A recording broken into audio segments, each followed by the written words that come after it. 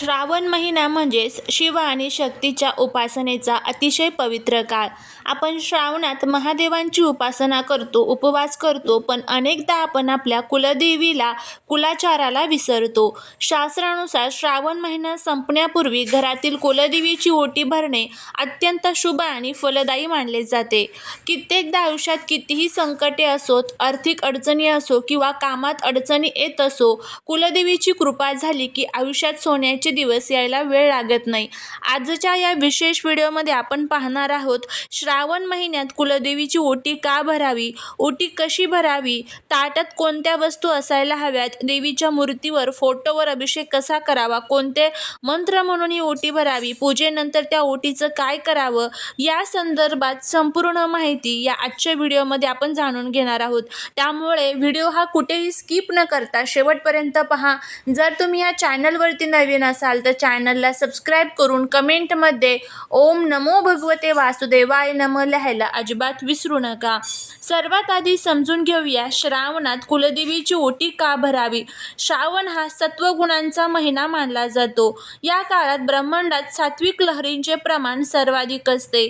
आपल्या वंशवृद्धीसाठी, घरातील सुख शांतीसाठी आणि नकारात्मक ऊर्जा दूर करण्यासाठी आपल्या पूर्वजांनी कुलदेवीची सेवा सांगून ठेवली आहे. श्रावण संपण्यापूर्वी जर तुम्ही देवीची ओटी भरली तर वर्षभरातील सर्व दोष दूर होतात आणि घरात अन्नधान्याची घट होत नाही. श्रावणातील कोणत्याही मंगळवारी, शुक्रवारी किंवा रविवार हा कुलदेवीच्या पूजेसाठी सर्वात उत्तम मानला जातो. श्रावणी पौर्णिमा किंवा अमावस्येच्या आधी तुम्ही ही पूजा करू शकता.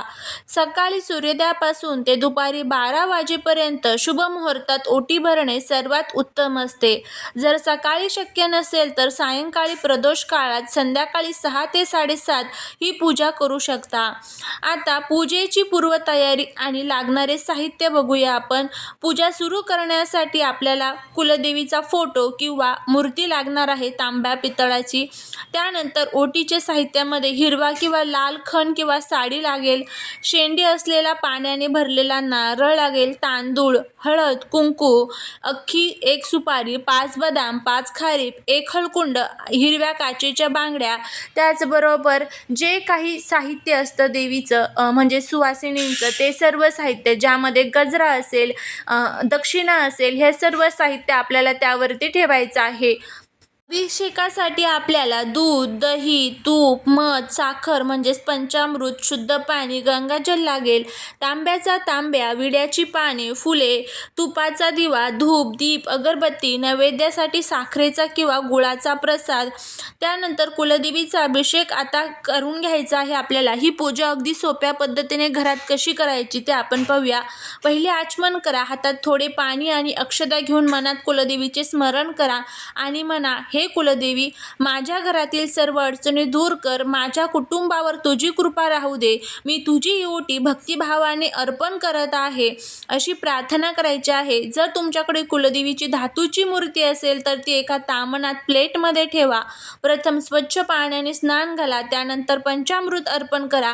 पंचामृत घालताना खालील मंत्र म्हणा: ओम श्री कुलदेवताय नमः किंवा सर्व मंगल्य मांगल्ये शिवे सर्वार्थ साधिके शरण्ये त्र्यंबके गौरी नारायणी नमस्तुते. शेवटी स्वच्छ कोमट पाण्याने किंवा गंगाजलाने मूर्ती स्वच्छ धुवून काढा, पुसून कोरडी करा. जर तुमच्याकडे फक्त फोटो असेल तर फोटो ओल्या कपड्याने स्वच्छ पुसून घ्या आणि फोटोवर पाण्याचे 2 ते 3 थेंब शिंपडा. आता स्थापना करण्यासाठी पाट किंवा चौरंगावर एक पिवळा कपडा अथरा. त्यावर अक्षतांची रास ठेवून त्यावर देवीची मूर्ती किंवा फोटो स्थापित करा. देवीला हळद, कुंकू, अष्टगंध आणि अक्षता वाहा. लाल रंगाचे फूल अर्पण करा. हार अर्पण करा. कुलदेवीची ओटी कशी भरावी. आता ओटी भरण्याची प्रत्यक्ष पद्धत मी तुम्हाला आता सांगत आहे. सर्वात आधी ओटी कशी भरावी आणि ती वस्तू कोणती आहे. एका ताटात खण किंवा साडी ठेवा. खणाची त्रिकोणी घडी घालून त्याचे टोक देवीच्या दिशेने असावे. खणावर तांदूळ ठेवा. तांदळावर शेंडी असलेला नारळ ठेवा. नारळाचे तोंड देवीच्या दिशेने असावे, आपल्याकडे नाही. नारळावर हळद कुंकू वाहा. त्यामध्ये 5 सुका मेवा ज्यामध्ये खारीक, बदाम, सुपारी, हळकुंड ठेवा. ओटी भरताना आपण इतर कोणत्या गोष्टी ठेवायच्या आहेत?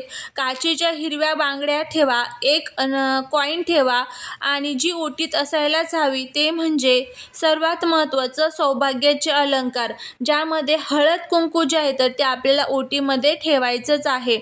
हिरव्या बांगड्या हे अखंड सौभाग्याचे आणि समृद्धीचे प्रतीक आहे. जेव्हा तुम्ही ओटीत हिरव्या बांगड्या आणि 1 रुपयाचे नाणे ठेवून ते देवीच्या चरणी अर्पण करता, तेव्हा घरातील दारिद्र्य दूर होते आणि धनवृद्धीचे योग येतात.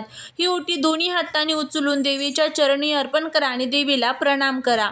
अशा पद्धतीने ओटी आपल्याला भरायची असते. ओटी भरून झाल्यानंतर देवीची आपल्याला आरती करायची आहे, देवीला नमस्कार करायचा आहे आणि देवीला सांगायचं आहे की तुझ्या मूळ स्थानी येऊन मला तुझी ओटी भरणं शक्य नाही, त्यामुळे मी माझ्या घरूनच तुझी ओटी भरलेली आहे, ओटीचा स्वीकार कर, अशी आपल्याला प्रार्थना करायची. देवीला नैवेद्य ठेवायचा आहे. गूळ खोबऱ्याचा किंवा दुधाची मिठाई ठेवा.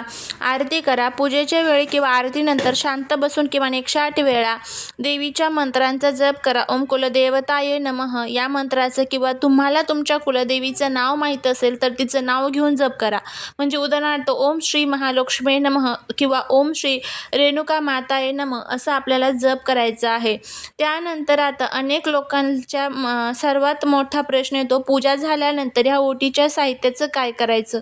ही माहिती अत्यंत महत्त्वाची आहे, नीट ऐका.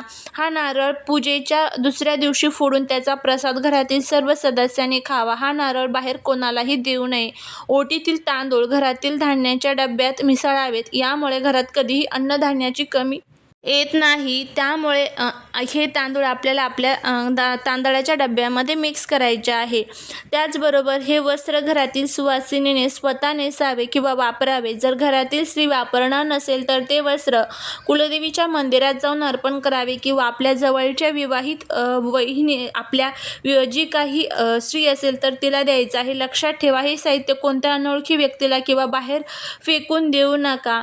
हळकुंड, सुपारी आणि नाणे हे जे आहे तर ते आपल्या तिजोरीमध्ये किंवा पैशांच्या ठिकाणी ठेवून द्या, याने धनवृद्धी टिकून राहते. श्रावण महिन्यात वेळ काढून अगदी साध्या पण शास्त्रशुद्ध पद्धतीने तुमच्या कुलदेवीची ओटी नक्की भरा. तुमची जी काही इच्छा असेल, अडचण असेल ती कुलदेवीच्या चरणी मांडून पूर्ण श्रद्धेने प्रार्थना करा. कुलदेवी नक्कीच तुमच्या आयुष्यात आनंदाचे आणि सोन्याचे दिवस आणेल. तुम्हाला हा व्हिडिओ कसा वाटला मला नक्की सांगा. त्याचबरोबर कमेंटमध्ये आपल्या कुलदेवीचं नाव लिहायला अजिबात विसरू नका. अशा पद्धतीने आपल्याला कुलदेवीची ओटी जी आहे तर ती श्रावण महिना संपण्यापूर्वी भरायची आहे. खूप साध्या सोप्या पद्धतीमध्ये मी तुम्हाला सांगितलेलं आहे. अगदी तुम्ही घरातील कोणतीही महिला ही जी ओटी आहे तर ती भरू शकते.